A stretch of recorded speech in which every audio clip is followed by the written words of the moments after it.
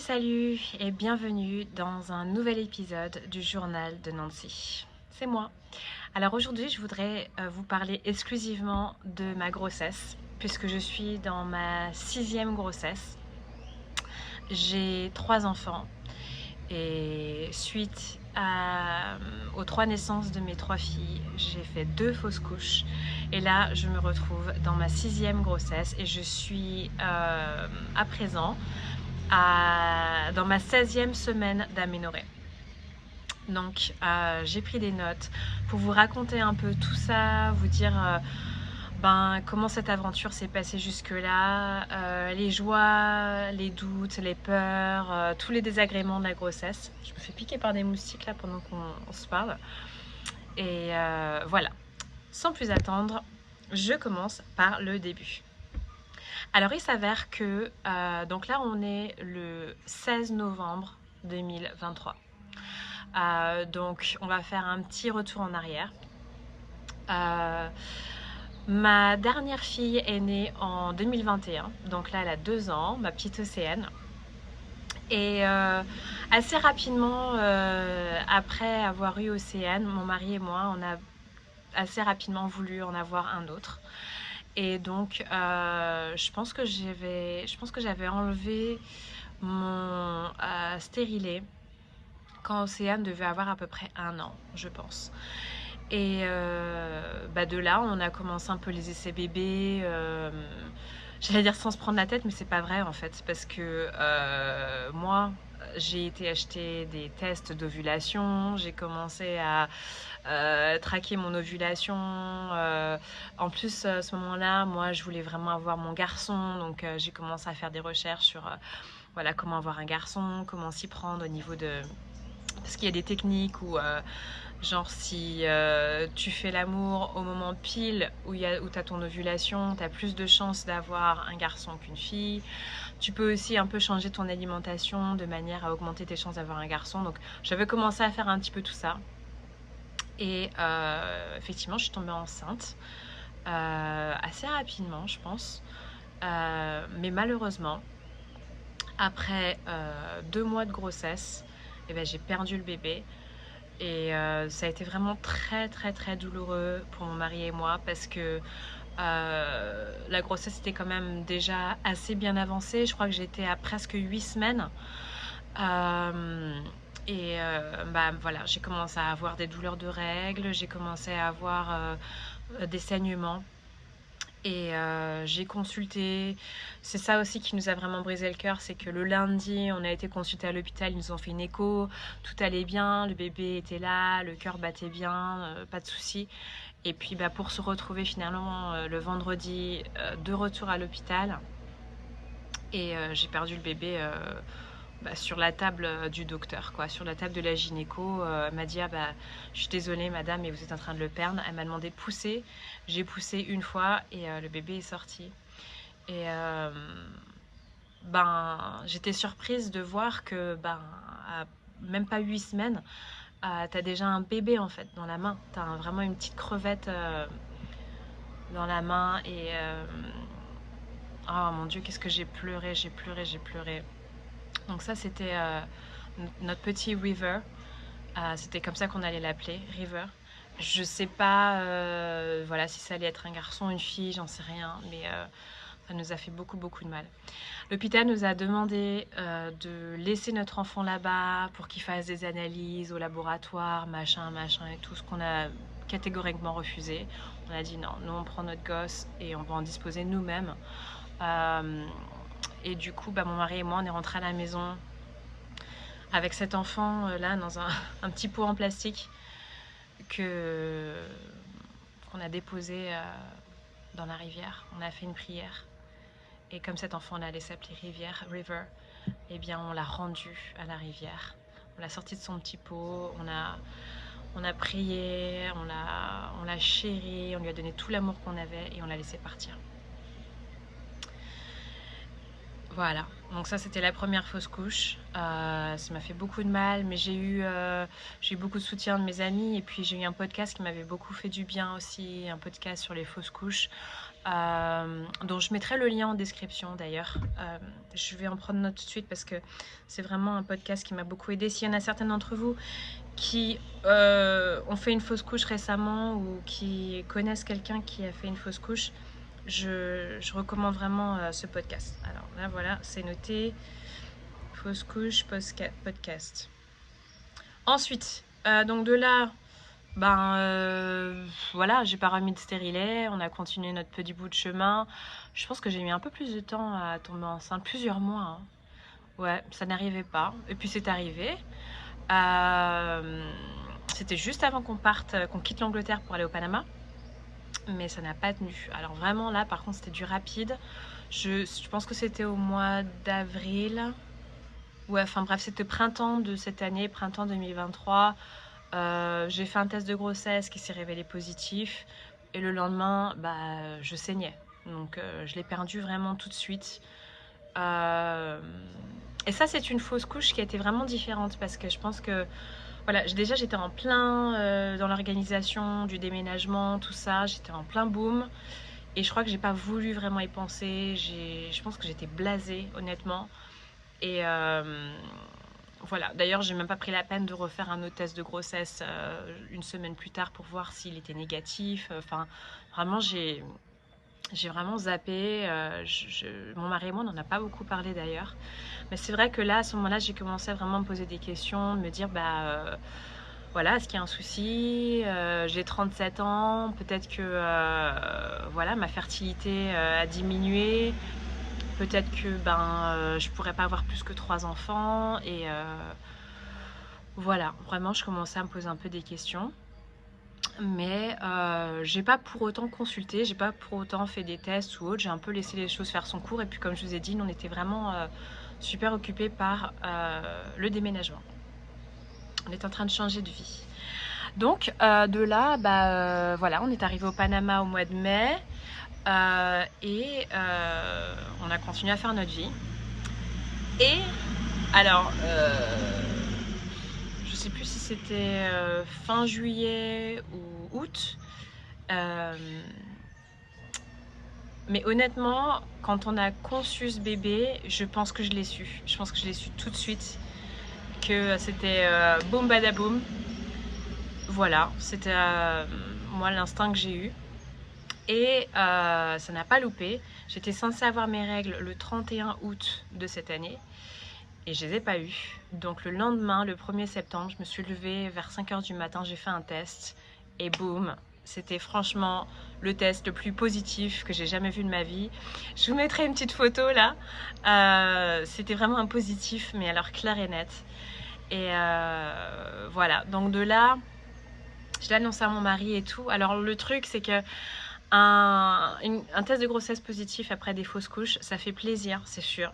Mais c'est pas la même joie qu'on avait ressenti avant pour Océane par exemple, où là t'es vraiment dans l'innocence ouais, ça va très bien se passer, les fausses couches n'arrivent qu'aux autres, ce genre de trucs. Enfin bref, nous vraiment quand on a eu Océane, vraiment on n'était pas sur ça. Mais là on a célébré, mais avec plus de réservation. Surtout mon mari, je dirais, qui lui n'a pas vraiment voulu se connecter à ce bébé jusqu'à un peu plus tard. Et puis moi, en fait, vraiment, je suis rentrée dans l'état d'esprit où je me suis mis en mode marathon. Voilà, j'ai vu ça un peu comme une course à pied, puisque j'ai fait beaucoup de courses à pied au cours des dernières années, où j'ai vraiment appris à me concentrer et à le faire kilomètre par kilomètre, minute par minute. Et ben moi, je me suis mis dans cet état d'esprit-là où je me suis dit, ok, on va faire ça un jour après l'autre, on va faire ça une semaine après l'autre. Moi, j'ai tout de suite calculé mon truc. Alors, c'est-à-dire que moi, j'avais calculé que le bébé devait naître le 7 mai 2024. L'hôpital m'a donné une autre date, mais on est à peu près dans ces eaux-là, on est dans le début mai, donc j'étais vraiment presque à pic. Et puis j'avais calculé que il fallait que je travaille sur les 12 premières semaines. Mon objectif, c'était vraiment traverser ces 12 premières semaines et arriver au bout. Et là, ça m'emmenait au 21 octobre de cette année. Et moi, voilà, j'avais cette date dans ma tête, le 21 octobre, le 21 octobre, le 21 octobre, le 21 octobre, et c'était vraiment ça que je visais. Et bah voilà, c'est parti mon kiki. Alors, ayant eu l'expérience des fausses couches, moi, instinctivement, j'ai arrêté le sport direct. J'ai arrêté de courir. J'avoue que déjà ici au Panama, j'avais repris la course à pied, mais bon, pas énormément. De toute façon, j'étais pas vraiment régulière.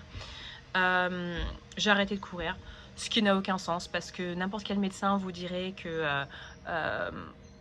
il est tout à fait recommandé de continuer à faire du sport, il n'y a pas de problème, blablabla. Mais moi, non, j'avais vraiment pas envie de prendre de risques et ça ne m'intéressait pas. Après, au niveau sexe, à peu près pareil, j'ai envie de dire. J'ai pas imposé à mon mari un régime sans sexe pendant 12 semaines, mais bon, franchement, j'étais pas trop sur ça. J'avais peur en fait. Et donc en fait, je vais vous faire un récapitulatif donc, du début de grossesse, donc vraiment semaine 0 à semaine 8, parce que semaine 8, ça a été un tournant en fait dans la grossesse. Donc les premières semaines, je trouve, sont souvent assez bizarres parce que tu sais que tu es enceinte, mais tu es un peu dans ce no man's land de t'as pas encore vraiment de symptômes, toi tu le sais, mais les autres le savent pas, tu as l'impression de cacher un secret aux autres, c'est un peu bizarre. On va commencer dans le glamour. Moi, au début, ce que j'ai remarqué tout de suite, c'était la constipation. Voilà, constipation, beaucoup de gaz, très glamour. Je pense qu'à la semaine 7, c'est là où j'ai vraiment véritablement commencé à me sentir enceinte. Parce que là, j'étais vraiment fatiguée à devoir faire la sieste, alors que normalement, je fais jamais la sieste l'après-midi. Je commençais à sentir un peu mon ventre gonfler, mais bon, on s'imagine des trucs aussi au début. Je disais à mon mari, oh, regarde, on commence à voir le ventre et tout. Il me disait, non, pas du tout, mais bon, ok, si tu veux. Mais ce qui s'est passé vers la 7e semaine, c'est que il y a certaines personnes qui ont commencé à remarquer quelque chose. J'ai eu une mamie, là, une de mes voisines, elle m'a vue et m'a dit, t'es enceinte toi? Je dis ouais. Elle était très perceptive et pourtant ça se voyait pas encore. Mais je crois que j'avais réajusté mon pantalon et puis j'étais un peu mystique et je sais pas, elle a capté. Et ça n'a pas loupé. Mes deux grandes filles, donc Ayani et Maya, qui ont 14 et 10 ans, elles ont capté en fait. Je me rappelle un jour, je rentre dans la cuisine comme ça et ma grande, elle me dit, maman, t'es enceinte? Et je lui dis oui. Et en fait, moi, j'avais pas forcément l'intention de leur annoncer avant d'arriver aux 12 semaines parce que je me disais, voilà, j'ai pas envie d'en parler jusqu'à ce que j'atteigne mon objectif. Mais voilà, elles ont capté, elles ont vu que j'étais fatiguée, elles ont vu que quand je donnais le sein à Océane, ça me faisait mal, je me plaignais que mes seins me faisaient mal. Voilà, puis j'avais fait 2-3 commentaires qui leur ont mis la puce à l'oreille et voilà, elles ont capté. Donc voilà, je leur ai dit. Alors après, elles ont réagi comment? J'ai envie de dire ni chaud ni froid. Elles sont contentes pour moi, elles sont contentes pour Steph, contentes pour Océane. Mais après, voilà, dans les familles recomposées, c'est toujours particulier puisque Stéphane n'est pas le papa de mes deux grandes. Donc il y a toujours un peu ce truc de voilà, maman continue à faire des bébés avec son nouveau mari, bref. Mais bon, voilà, dans le fond, elles sont contentes et d'ailleurs elles adorent Océane, c'est vraiment leur bébé. Enfin, et je sais très bien que quand ce bébé-là va naître, elles vont tomber amoureuses aussi. Ensuite, alors au niveau bouffe, compliqué. Déjà, moi, à la base, je suis très axée sur la bouffe, je suis très très gourmande. Ouais, je pense à la bouffe tout le temps, mais alors là, encore pire. J'ai commencé à avoir des envies d'avocat, j'ai commencé à avoir des envies de vegan food, de nourriture vegan. J'ai vraiment voulu faire genre healthy et tout, la meuf super en bonne santé. Et,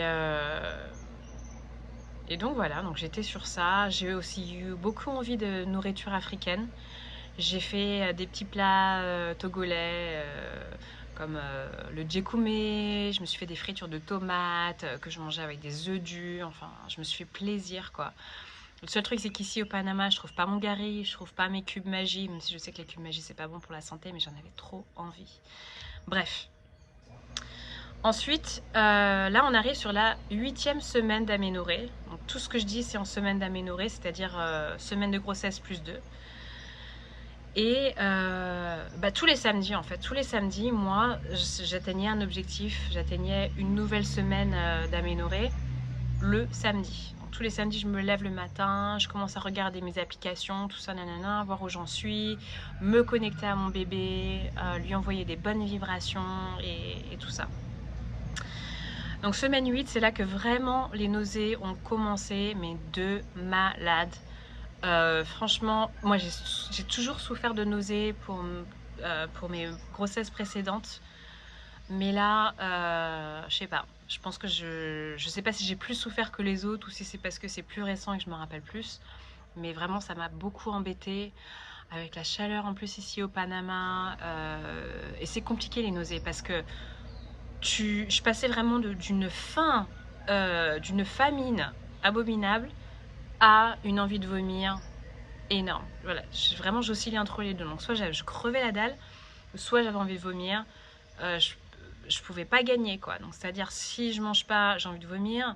Si je mange, j'ai envie de vomir. C'était vraiment compliqué. Et en plus, j'ai remarqué qu'au déjeuner, j'avais tendance à manger beaucoup, me faire vraiment des très très grosses assiettes que je regrettais parce qu'après, je passais toute l'après-midi à avoir envie de vomir. Mais voilà, ça m'empêchait pas de continuer le lendemain. Mais là, quand même, j'ai quand même réussi à réduire un peu les quantités, à remanger des quantités normales sans me goinfrer et j'ai remarqué que ça va mieux. Alors, on continue. Donc semaine 8, ouais, là on est vraiment dans le vif du sujet. Je suis fatiguée de chez fatiguée. En fait, je suis un zombie. En anglais, ici, on dit le Walking Dead. Le Walking Dead, vraiment, c'est ça. C'est vraiment en mode mort-vivant, mais fatiguée. Et ça, le premier trimestre, ça ne loupe jamais. À chaque fois, ça me tue. C'est-à-dire que déjà, pour aller au travail le matin, c'est compliqué. Je travaille dans ma chambre, hein. Mais alors, pour me lever, prendre une douche, préparer les enfants, nanana, un petit déjeuner, le temps que... Et je veux dire, il est 8h du matin, je suis déjà KO. Il y a eu des moments où j'ai dû faire une sieste de 8h30 à 9h avant de commencer ma première consultation à 9h. La catastrophe. Mal au sein, bien évidemment. Mal quand j'allaite ma petite. Qui, entre parenthèses, ça y est, la petite mamie là dont je vous parlais, elle m'a donné un truc, une astuce, parce que je veux arrêter, c'est de mettre de l'aloe vera sur mes seins. Parce qu'elle n'appréciera pas le goût, et du coup, elle va arrêter. Et ben ça n'a pas loupé. Dès que j'ai commencé à mettre de l'aloe vera, là, il y a quelques semaines, et ben elle n'a plus voulu le sein dans la journée. Alors je ne mets pas le soir, la nuit, parce que honnêtement, je ne suis pas prête à affronter les nuits sans allaiter. Donc on continue la nuit. Mais dans la journée, c'est fini. C'est super. Si ça peut aider quelqu'un, franchement, si ça peut aider une nana, ça me ferait trop plaisir. L'aloe vera, c'est simplement la tige, la plante, quoi. Je coupe une lamelle fine, je coupe une lamelle fine au bout, de manière à ce qu'il y ait une extrémité bien mouillée, bien imbibée du jus. Je le mets sur mes seins, boum boum, c'est fini. Et à répéter plusieurs fois par jour si nécessaire. Voilà, donc là, 8-9 semaines, j'ai tout le temps faim. Mais en allant à l'hôpital, je me suis rendu compte que j'ai perdu beaucoup de poids. C'est-à-dire que moi, mon poids normal, c'est 66 kg pour 1m71. Des fois, je monte à 68 sans problème d'ailleurs. Mais ici, là, quand je me suis pesée à 8 semaines à l'hôpital, j'étais à 61,8. Et honnêtement, ça m'a fait plaisir et ça m'a surprise parce que être à 62 kilos, ça m'était pas arrivé depuis des années. Je peux pas me rappeler. Je me rappelle même pas quand est-ce que je faisais 62 kilos. C'était peut-être dans ma vingtaine, quoi, au début de ma vingtaine. Donc ça, comment je l'explique? Je pense pas que c'est la grossesse parce que j'ai vraiment beaucoup mangé. J'ai et, et, et puis d'ailleurs, j'ai pas vomi. Mais je pense que c'est lié au fait d'être arrivée aussi au Panama. Parce qu'ici au Panama, ben, on mange mieux du fait que j'ai pas le même accès aux brownies, au chocolat, brioche, tous les trucs qui me font plaisir, même pizza, fromage. Enfin, il y a ces choses-là, mais vraiment, ça coûte beaucoup plus cher, c'est plus difficile à trouver. Donc du coup, on en mange moins, on mange surtout des vrais plats cuisinés. Et je pense que c'est ça qui a fait la différence. Plus aussi peut-être le climat, le fait de transpirer beaucoup, voilà. Bon bref, je prends, il n'y a pas de souci. Je me suis pas réjouie très vite parce que je me suis repesée à l'hôpital, je crois vers la semaine 12, et là j'étais déjà montée à 65. Bon, donc c'est pas grave, hein, on est enceinte, on se fait plaisir. Bon, donc je continue. Semaine 9, j'ai noté que c'était la pire semaine de ma grossesse. Et d'ailleurs, mes recherches sur internet l'ont confirmé. Il s'avère que la semaine 9, c'est là où tu es vraiment au pic de ton taux de HCG. Je crois que ça s'appelle comme ça aussi en français. Ton hormone de grossesse, tu es vraiment au max. Et du coup, là, tu as les symptômes plus. Donc là, ouais, faim tout le temps. Il me fallait de la pizza. J'étais obsédée par la pizza. Les nausées à fond. J'avais aussi beaucoup. J'ai senti le besoin d'avoir une équipe médicale autour de moi et de me faire suivre. Parce que à ce moment-là, alors je n'ai pas envie de vous dire n'importe quoi. Est-ce que je m'étais déjà fait voir? Je crois que j'avais déjà eu un rendez-vous, mais j'avais vraiment envie d'aller dans le prochain. Parce que je trouve que dans le premier trimestre, en fait, on a vraiment très peu de rendez-vous. Enfin, en tout cas, en Angleterre, c'était le cas. Et ici aussi, au Panama. Et je trouve qu'on se sent vachement seul aussi dans ce premier trimestre. Parce qu'on n'est pas vraiment accompagné régulièrement, j'ai envie de dire. Et moi, j'avais vraiment besoin d'être accompagnée. Mais pour autant, je ne suis pas allée dans le privé. Hein. Je me suis contentée de ce qu'on m'offrait là dans le service public. Alors, 9e semaine, c'est là que j'ai senti mon bébé bouger pour la première fois. Et je sais très bien qu'il y a énormément de médecins qui disent c'est pas possible, c'est pas vrai, tu peux pas sentir ton bébé bouger à la 9e semaine. Et bah oui. Et d'ailleurs, j'en suis convaincue. C'est ce qui est arrivé aussi avec Océane. Je l'avais senti. Voilà. Après, c'est ma 6e grossesse, donc je suis au courant. Donc ça, c'était super. J'étais au lit, j'étais allongée un matin et c'était tellement clair pour moi que c'était mon bébé. C'était magnifique. J'ai noté aussi que je me sentais heureuse, mais alors vraiment pas sexy. Parce que, alors là ça va un peu mieux, mais alors les boutons sur le front, mais laisse tomber. Acné de malade, je me sentais moche, je me sentais ballonnée. J'avais des hémorroïdes, constipation, parfois la diarrhée. Bref, tu te sens vraiment dégueulasse. Et le goût dans la bouche, là, cette haleine fétide qui accompagne ce premier trimestre, ouais, franchement, l'horreur. Toujours, et puis toujours pas d'énergie, quoi, toujours très fatiguée. Donc j'essayais de faire un peu mes tâches le matin, de manière à dormir un peu dans l'après-midi. J'ai beaucoup de chance parce que je travaille à temps partiel. Je travaille de 9h à midi, donc j'ai pas vraiment la contrainte d'une journée de travail pleine. Et en fin de compte, bah, c'est la première grossesse de ma vie où j'ai l'occasion de la vivre pleinement. J'ai eu le temps de me reposer dans l'après-midi. Ce qui est vraiment un privilège et j'en suis très reconnaissante. Je suis très contente d'avoir pris la décision de me mettre à temps partiel quand on est arrivé au Panama. Alors, je gagne toujours bien ma vie. Honnêtement, ça n'a pas eu d'impact sur nos finances. Et en fin de compte, c'était vraiment la meilleure décision que j'ai prise. Alors la chaleur, on en parle? Putain, la chaleur ici au Panama, mais c'est quelque chose. Pourtant, j'ai vécu en Guyane française pendant 1 an. Et puis, je suis moitié togolaise. Mais alors, la chaleur ici, je sais pas. Je sais pas si c'est parce qu'il fait plus chaud ici ou si c'est parce que je suis plus âgée. J'en sais rien. Mais la chaleur de l'après-midi qui est plombante, là, ça m'écrase. Ça me rend claustro. Et en étant enceinte, laisse tomber. Beaucoup de rêves, des rêves vivides. Beaucoup d'envie de faire pipi la nuit. Et puis j'ai commencé à avoir des douleurs aussi au bas-ventre. Donc ça, c'est tous les étirements, des ligaments, tout ça, avec le bébé qui commence à grossir. Donc ça, c'était vraiment joli. Et voilà, ensuite, on passe de la semaine 10 à semaine 15. Donc les 5 dernières semaines, puisque là je suis dans la semaine 16, semaine 10 à semaine 15, là c'était vraiment que des bonnes nouvelles.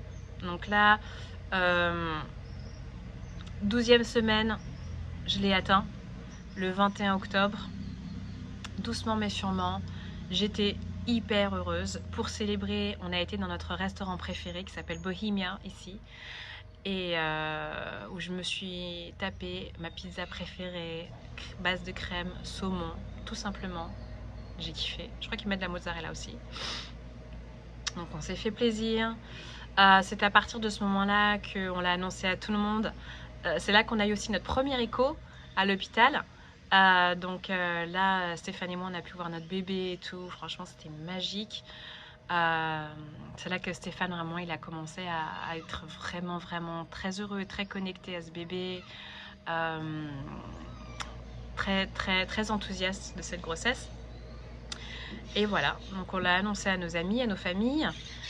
Et j'ai commencé à me sentir un peu mieux vers la semaine 13-14. Ça n'a pas été la semaine 12, mais c'était un peu plus tard, je pense vers semaine 13-14. Là, j'ai commencé à avoir un peu moins de nausées, j'ai commencé à avoir de l'énergie. Et je l'ai remarqué parce que j'ai recommencé à vouloir faire des projets. J'ai recommencé à vouloir faire des grosses missions ménage, un petit peu de rangement dans la maison, d'organisation, un petit peu de decluttering. Tu sais, quand tu te débarrasses un peu des trucs dont tu n'as plus besoin. J'ai eu envie de voyager, j'ai recommencé à avoir eu envie de vivre en fait et de faire des trucs. Et les siestes se sont arrêtées. Donc plus de siestes, je dors la nuit seulement et ça me va très bien. Et la grosse récompense, c'est aussi ce ventre qui grossit et qui maintenant est visible pas seulement à moi mais aussi aux autres. Donc ça vraiment c'est la grosse récompense, c'est avoir souffert comme ça et avoir un petit bidon là tout mignon qui commence à sortir. D'ailleurs je vous mettrai une petite photo pour vous montrer le petit bidon.